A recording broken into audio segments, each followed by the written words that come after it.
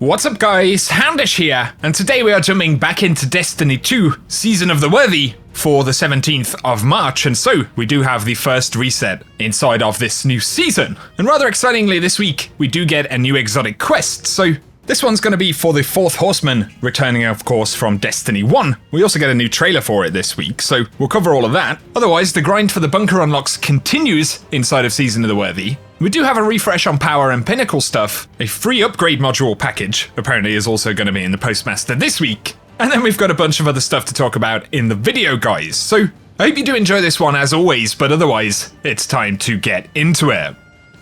Right, so here we are inside of Destiny 2, and of course we do have the new exotic quest this week. Initially, Zavala in the tower will have a quest step right here, so in rides a pale horse, and we need to access the vault inside of Zavala's office. This is a secret vault, by the way. And in terms of how you actually start the quest right here, on the map there is a kind of quest marker, but down kind of near Lord Shaxx, off to the side between the Tower Plaza and where Akora would be. If you come down on the platforms right here, you can actually enter where Zavala's office is. So, pretty cool room, all that good stuff. Obviously you can explore and interact with a few different objects in here, and then essentially you continue down here, and there is a path that you have to take all the way to the end, where you'll actually be able to investigate the item that you need to. And so from the window right here, you kind of slide under the stairs, and then you can head through these walkways right here. A couple of little bits that you have to jump over, and then you basically just continue to follow the path around.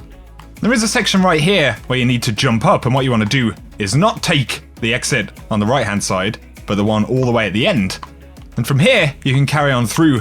And when you find your way all the way through, you can inspect the empty weapon case right here. So we'll do that first, so we can continue with the quest. And yeah, I'll be keeping you posted on all of the steps and things that you need to know about this one in a couple of hours' time. Another thing to mention right here in the Postmaster, and mine is very full, I know, but as Bungie promised last week, there is a module package for players who are signed up to the newsletters on Bungie.net. They did say initially that it was something to do with trials, but apparently it's some kind of newsletter sign-up reward, although you may also have it in your Postmaster. But when you get the package, of course, you get 3 upgrade modules per package, so 9 free upgrade modules, I guess, isn't too shabby. Let us know down below if all of you guys got those in the Postmaster as well, or is it something exclusively for folks signed up to the newsletters? For this week, we still have the European Dead Zone bunker right here, so we do have the powerful drop for the European Dead Zone, and all the daily stuff that'll continue, so essentially, do your best to continue to upgrade this one before next week, and next week is when we'll actually get the new Moon bunker, so that means a new weapon and all that good stuff.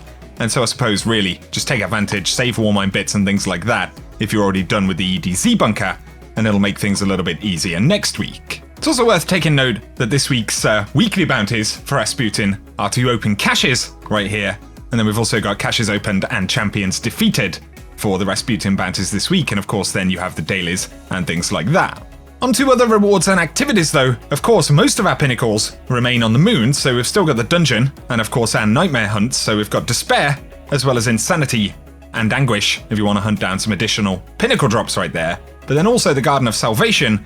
And this week's challenge will be 0 to 100 if you want the additional drop. When it comes to the Eververse store this week, we do have the new ornament for 4th Horseman, which we can see pretty well on the screen right there. We've also got the new ornament on the front page with a kind of Trialsy theme for the Outbreak Perfected. So if you want to pick that up, you can, but with silver. Otherwise, for Bright Dust, we've got the Tachyon 4, which is the Omelon ship right there. The Bloodline Memorial. I really like these previews, but you can see the actual exotic and stuff. That's for the Bastion, of course. The Origami Crane, which is an emote from last season, worth previewing in case you want to pick it up. But otherwise, we've got the Saint 14 projection and those new consumables on the front page. And then for the main Bright Dust section, we do have the Spike emote, once again from last season.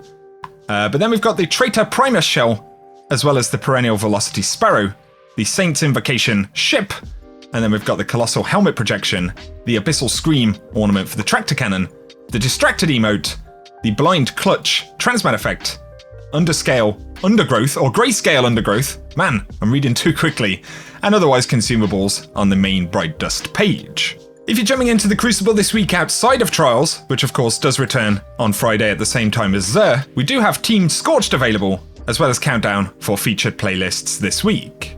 This week's Ordeal Nightfall is going to be the Exodus Crash Strike, so that should be a pretty interesting one. But we do have our OG Nightfalls as well, so we've got Lake of Shadows. And you can get the Malicious Birthright grenade launcher. We also have Inverted Spire, where you can get the Trichromatica Ghost Shell, and the Festering Core, which is one of the Shadowkeep strikes. To some of our legacy content though, the Menagerie modifiers this week will be Solar Singe, Grounded, and Brawler. And then for Heroic, we've got Extinguish, Match Game, Attrition, and Arc Singe.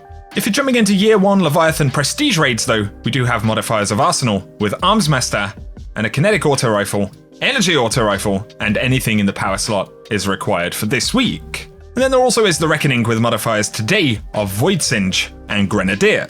There are a few known issues worth pointing out, especially early on in the season. So Bungie say that swapping energy on a fully masterworked and modded piece of armor will incorrectly show that it can no longer be upgraded, and if this occurs, please exit and re-enter the details screen. So it's just a UI bug. But also the Planetary Material Auto Collection Bunker upgrade isn't awarding the correct number of planetary resources. And additionally, the EDZ Seraph Bunker upgrade Tier 1 requires completing challenges from Zavala, Shax, the Drifter, Banshee, or Hawthorne. And so remember that as you complete the challenges, but also interacting with the statue of Jur Ido in the Shattered Throne may cause the game to crash.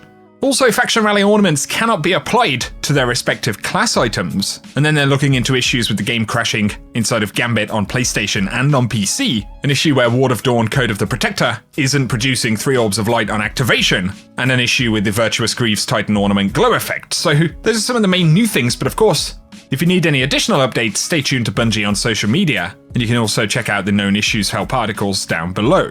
Otherwise, for legacy content, when it comes to the Escalation Protocol, this week's boss is Damkath the Mask, and when you take them down, you randomly get opportunities to acquire the sniper rifle from the Ikelos set, so if you want to grab any Year 1 stuff, you can jump in and do that, but also in the Dreaming City, the Shattered Ruins is going to be the Ascendant Challenge, and you find this one via the Chamber of Starlight Lost Sector in Ria Silvius. So if you're still completing Ascendant challenges, you want locations for corrupted eggs, anything like that, I'll run the gameplay at the end of the video, guys, but otherwise for today, that rounds up the reset this week. Of course, we'll have trials at the weekend as well, and if there are any super useful bits of info, then I'll be sure to keep you posted. And so get subscribed here on the channel so I can keep you up to date with the world of Destiny 2, guys. A rating is very much appreciated down below if you have enjoyed the video. Also give us your thoughts on any of the new content, and if you're jumping in this week for the exotic quest to upgrade those bunkers, or indeed for trials at the weekend. But for now, whatever you guys get up to, I hope you have an awesome day.